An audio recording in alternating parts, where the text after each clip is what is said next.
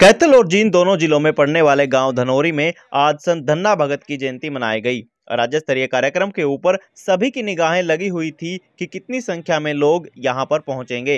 हालांकि कार्यक्रम राजनीतिक न होकर धार्मिक और सामाजिक था, इसीलिए राजनेताओं के अलावा खापों के प्रतिनिधि और संत समाज के लोग भी यहां मौजूद थे।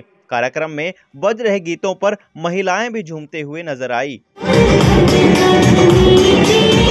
कार्यक्रम में देश के उपराष्ट्रपति जगदीप धनखड़ अपनी पत्नी सुदेश धनखड़ के साथ मुख्य अतिथि के रूप में शामिल हुए, जबकि प्रदेश के मुख्यमंत्री मनोहर लाल ने कार्यक्रम की अध्यक्षता की। मंच पर महामहिम उपराष्ट्रपति का सीएम मनोहर लाल ने पगड़ी पहनाकर स्वागत किया। इसके बाद मुख्यमंत्री ने अपने भाषण में जयंती मनाने का मुख्य कारण बताया।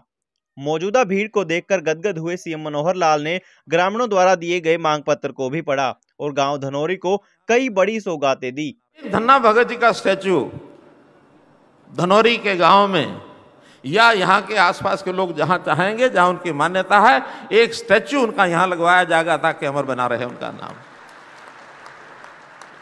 धन्ना भगत जी के मंदिर में आज उपराष्ट्रपति महोदय जी के साथ मैं भी दर्शन करने गया था। वहां उन्होंने मांग रखी है कि एक लंगर हॉल बनाया जाए, उस लंगर हॉल की भी स्वीकृति दी जाती है।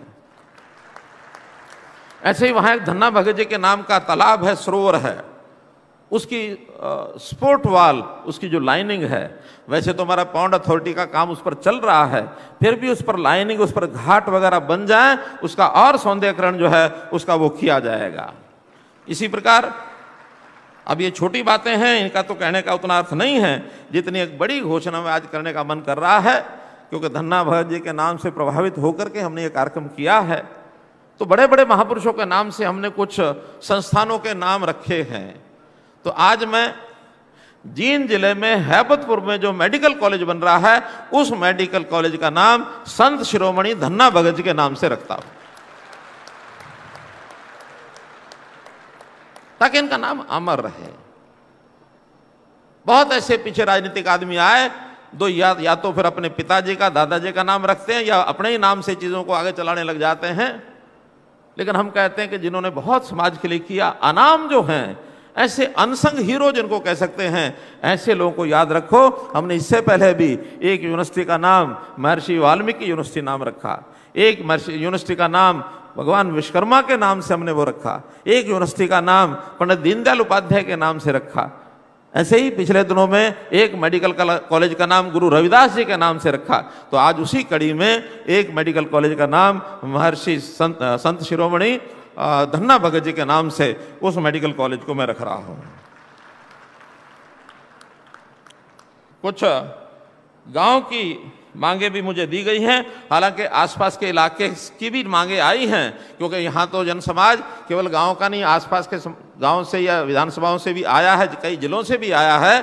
तो मैं आज तो थोड़ी मांगे केवल इस गांव की हैं, उसकी अनाउंसमेंट कर रहा हूं। बाकी विधानसभाओं की जितनी अनाउंसमेंट हैं, जब जब भी वहां जाना होगा या हम उसकी फिजिबिलिटी देख करके एक साथ वहां की अनाउंसमेंट करेंगे। लेकिन इस गांव के नाते से चूंकि यहाँ आना हुआ, तो यहाँ के लोगों की अपेक्षा है, सबसे पहला तो धनोरी में एक महिला कॉलेज, गर्ल्स कॉलेज, इसकी डिमांड आई है, उसको मंजूर किया जाता है।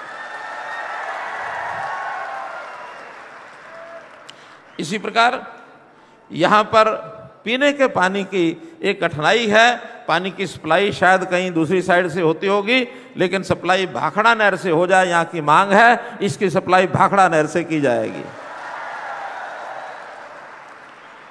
इस गांव में सीवरेज और गंदा पानी की निकासी, इस काम को भी, क्योंकि महाग्राम है, इसलिए यहाँ का सीवरेज और पानी की निकासी की व्यवस्था ये भी की जाएगी। यहाँ की गांव में एक कम्युनिटी हॉल और एक लाइब्रेरी हॉल, ये दोनों भी मंजूर किए जाते हैं।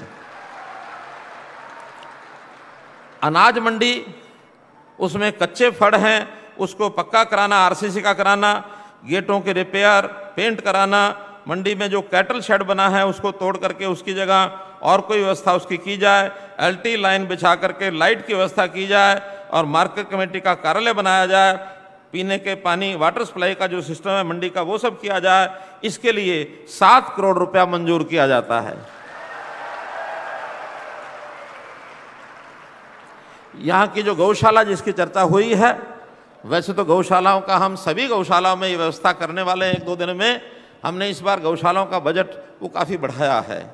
पहले 40 करोड़ रुपया बजट होता था, इस बार उसको 400 करोड़ किया है। कुछ नई गौशालाएं बनाई जाएं, इसके लिए हम उनके लिए अनुदान उनको देंगे, ताकि जो सड़कों पर घूमने वाला पशुधन है, बेसहारा पशुधन, इनके लिए नई गौशालाओं बनाने के लिए हमने अनुदान देने की बात की है।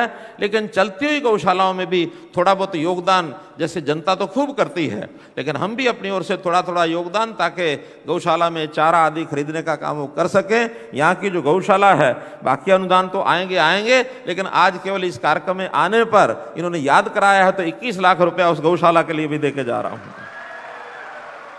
अंत में महामहिम उपराष्ट्रपति ने अपने संबोधन में कहा कि भारत दुनिया की अर्थव्यवस्था में 5वें स्थान पर पहुंच गया है। इसमें भारत के किसानों और मजदूरों का मुख्य योगदान है। अपना भारत बदल रहा है, राम मंदिर बन रहा है।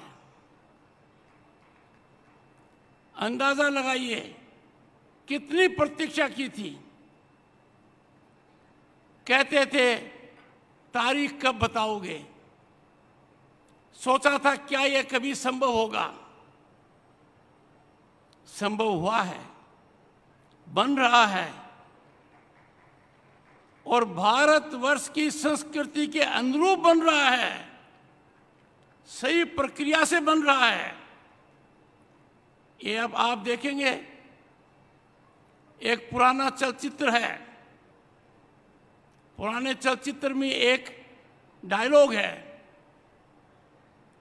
एक कहता है मेरे पास गाड़ी है, मेरे पास बंगला है, मेरे पास फैक्ट्री है, मेरे पास धन है, और अपने भाई को कहता है तेरे पास क्या है। वो भाई कहता है मेरे पास मां है। कितनी बड़ी पूंजी है।